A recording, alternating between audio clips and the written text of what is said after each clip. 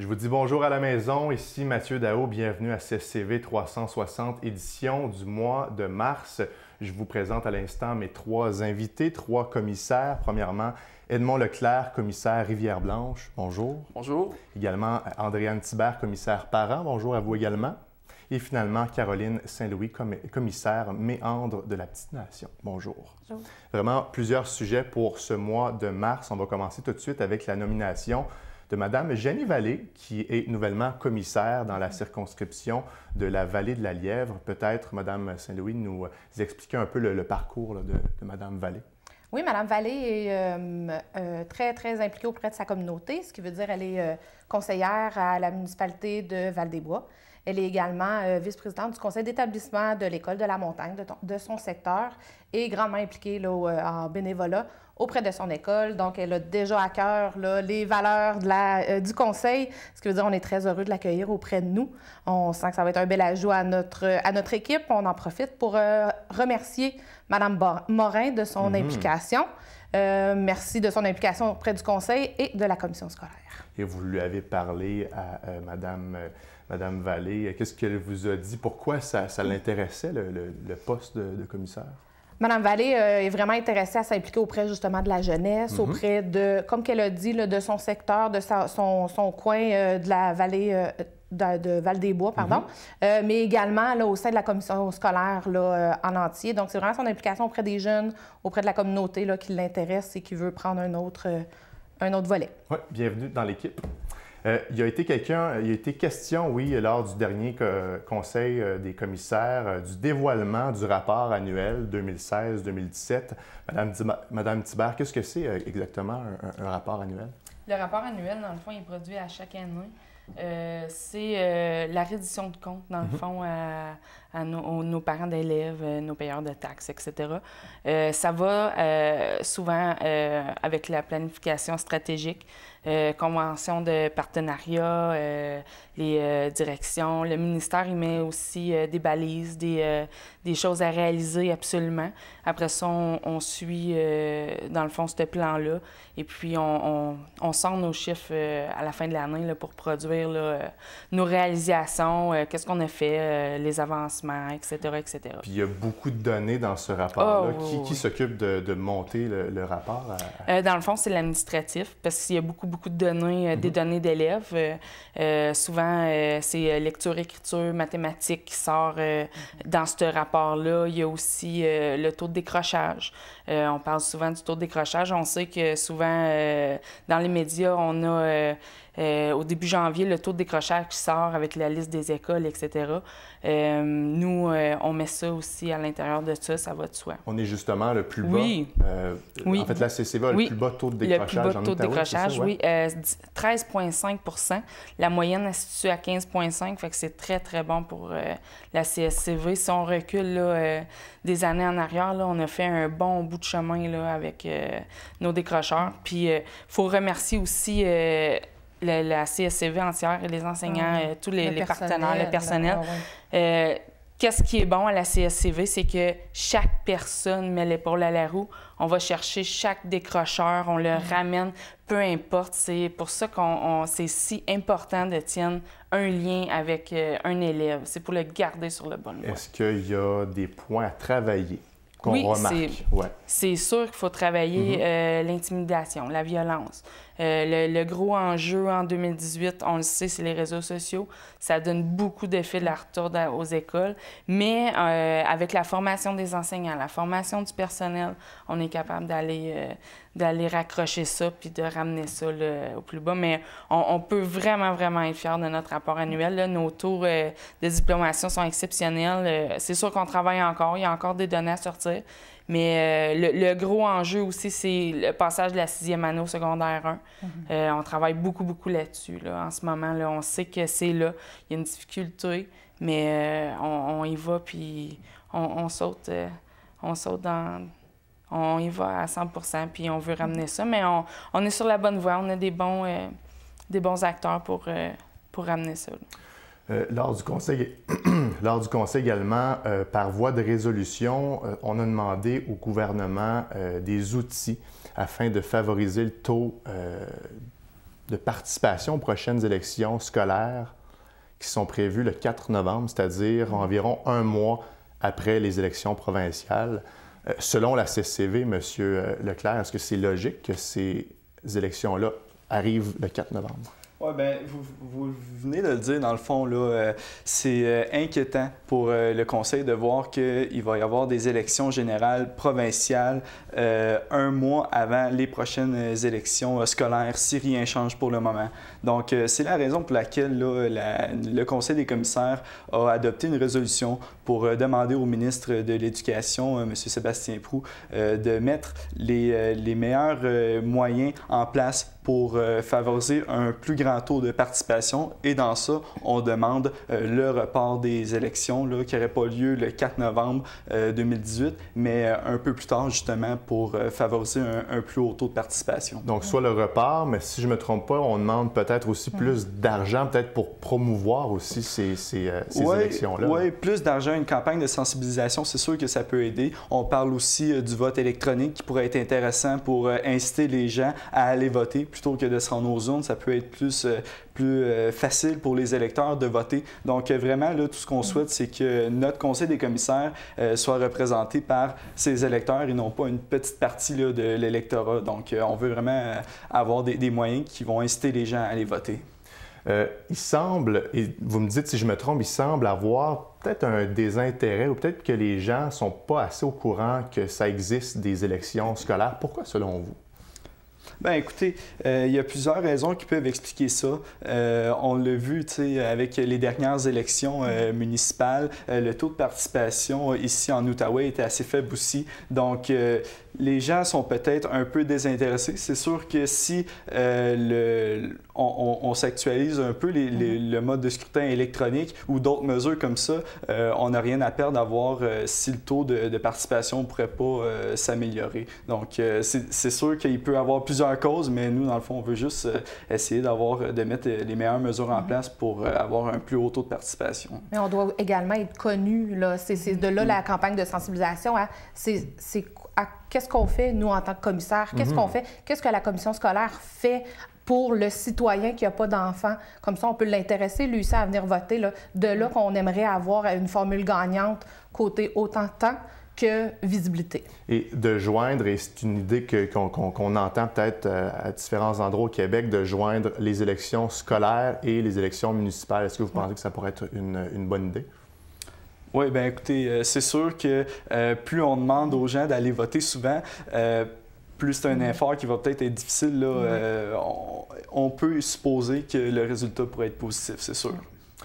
Bonne nouvelle, en fait, bonne nouvelle, on va parler d'un montant qui est récurrent chaque année. Le gouvernement du Québec a annoncé des investissements de 16 millions de dollars pour le maintien des bâtiments scolaires en Outaouais. Oui. Madame Saint-Louis, à quoi représente la part pour la CSCV?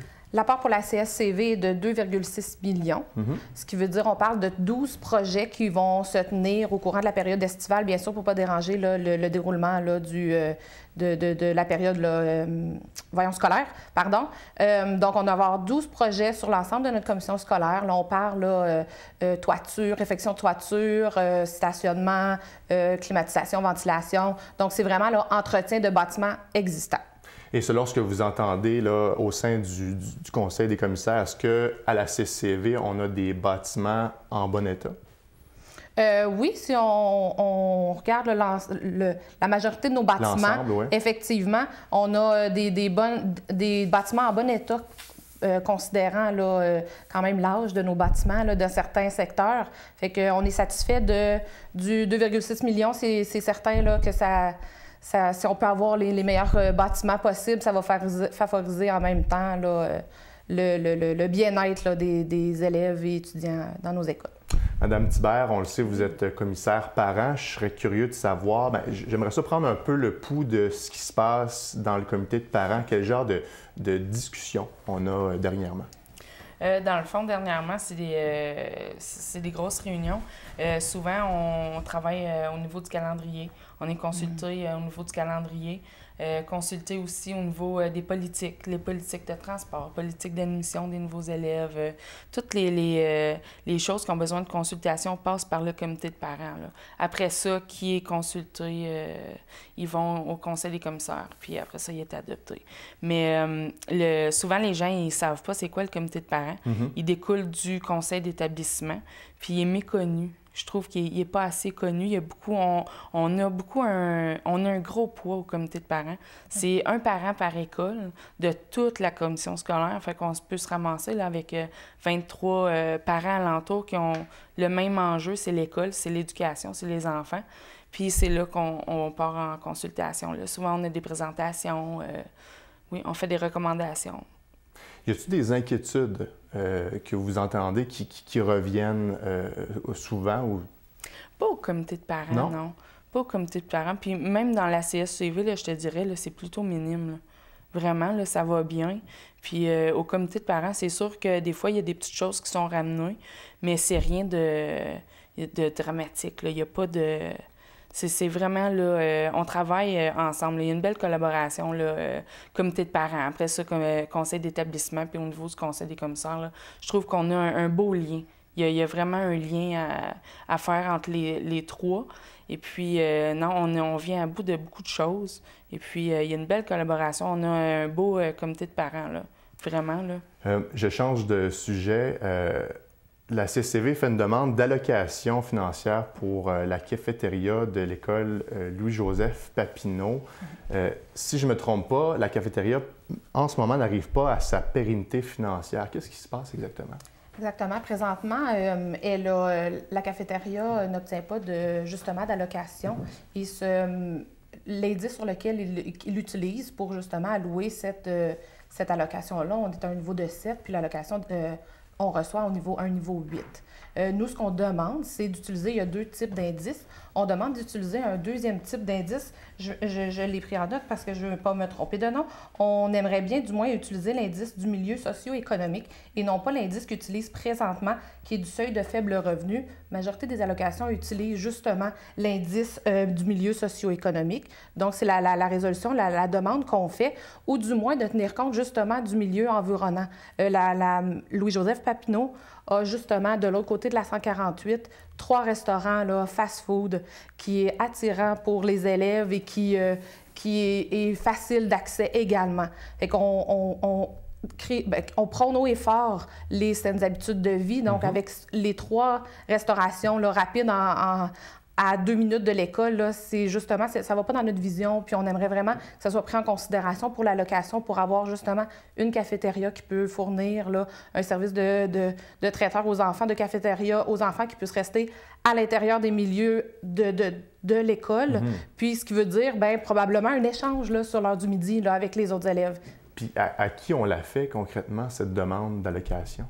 Cette demande-là, on l'a envoyée directement là, au gouvernement sous forme de résolution, mais bien sûr, on a suscité là, un petit peu également là, les maires des villes là, environnantes. Ils sont impliqués dans cet octroi-là. Par exemple. Exactement, là, M. Beauchamp qui pourrait également avoir un poids dans ça, là, ou du moins une participation. Oui. Je suis curieux de savoir, selon les commentaires que vous avez entendus, est-ce que la nourriture à la cafétéria, est-ce qu'elle est bonne? Selon les commentaires qu'on a eus, oui. C'est certain qu'on demande à un enfant, est-ce que tu aimerais mieux restauration rapide ou des légumes? Mais il y en a qui préfèrent les légumes, mais oui, c'est bon. Là. C'est le commentaire. Le commentaire est aucunement dû à la nourriture, loin de là. En espérant que ça va se régler, la situation financière de la cafétéria. Oui. On va prendre une courte pause et on vous revient dans quelques secondes.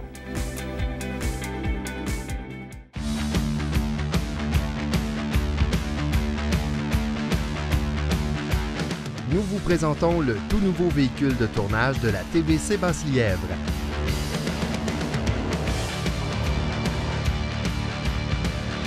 Grâce à celui-ci, nous serons partout dans la région pour couvrir les événements d'ici.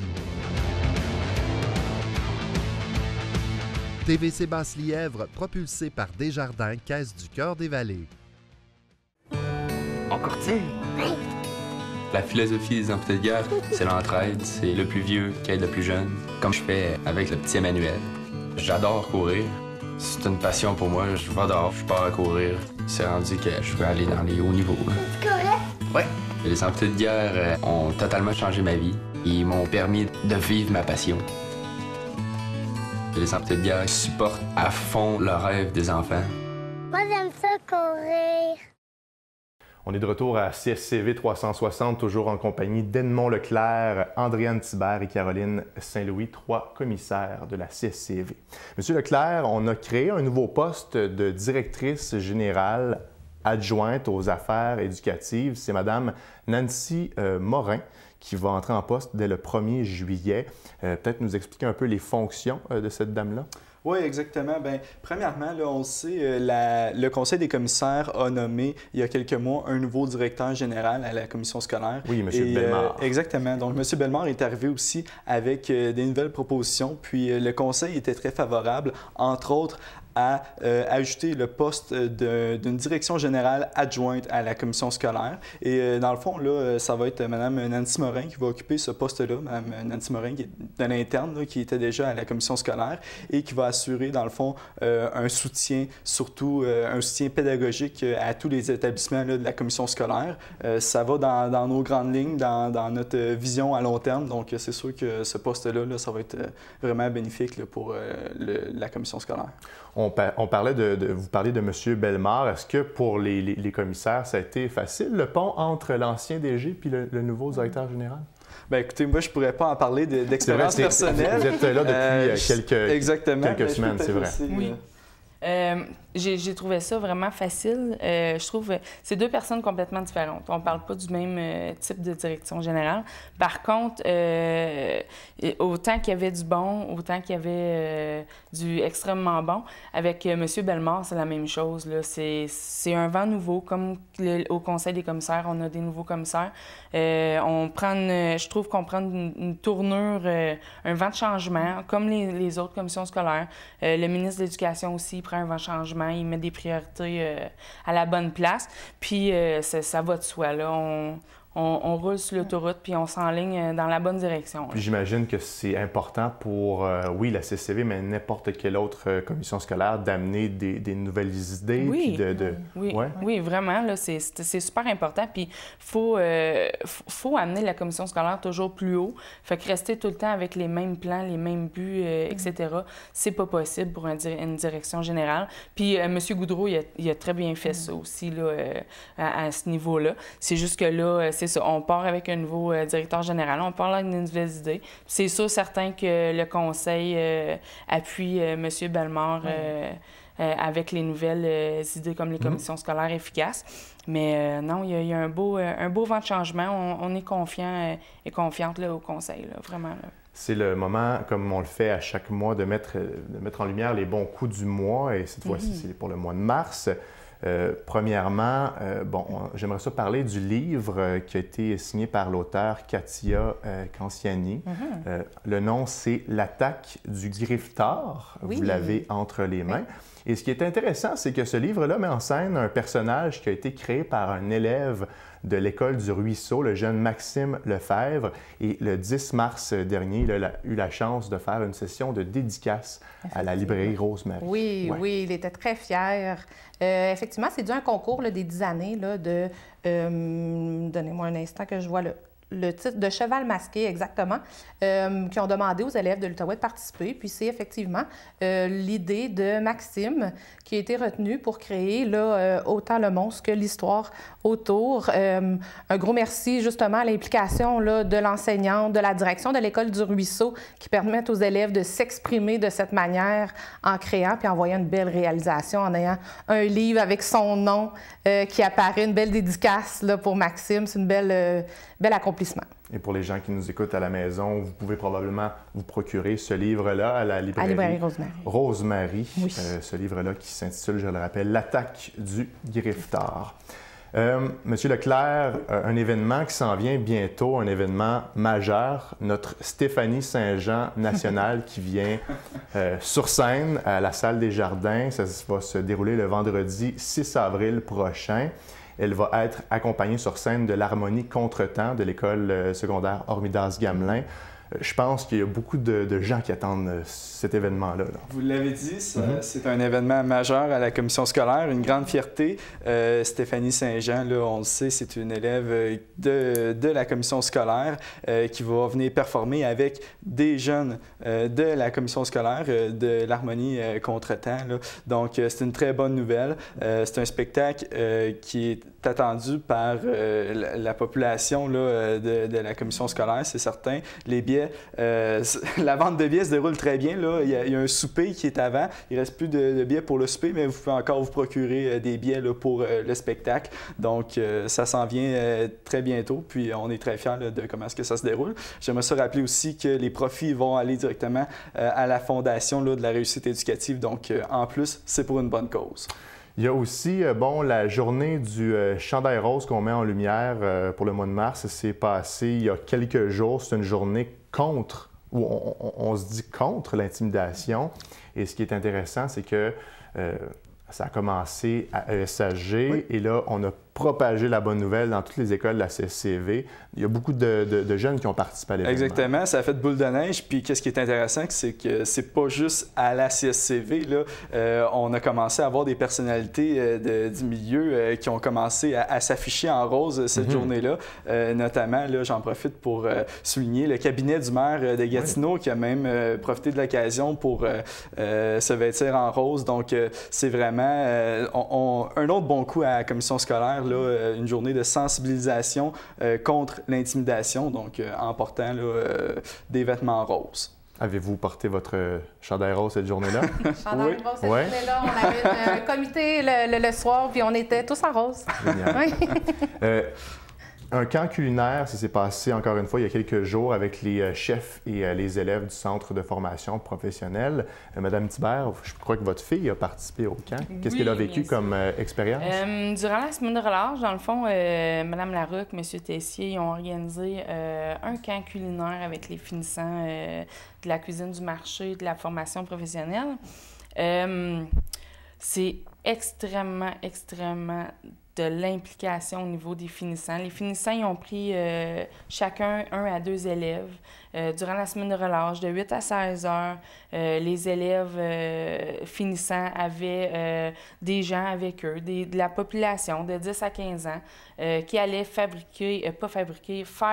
monter un repas gastronomique de 3 services, dont entrée, repas et dessert. Et pour l'avoir mangé, c'était extrêmement bon. Puis on parle pas d'ici de pâtes en boîte ou de nourriture déjà préparée. Là.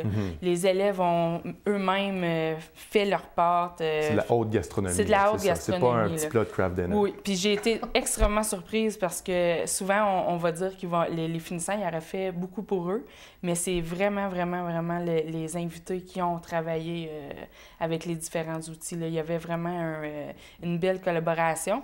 Puis, il faut mettre en valeur l'école hôtelière de l'Outaouais.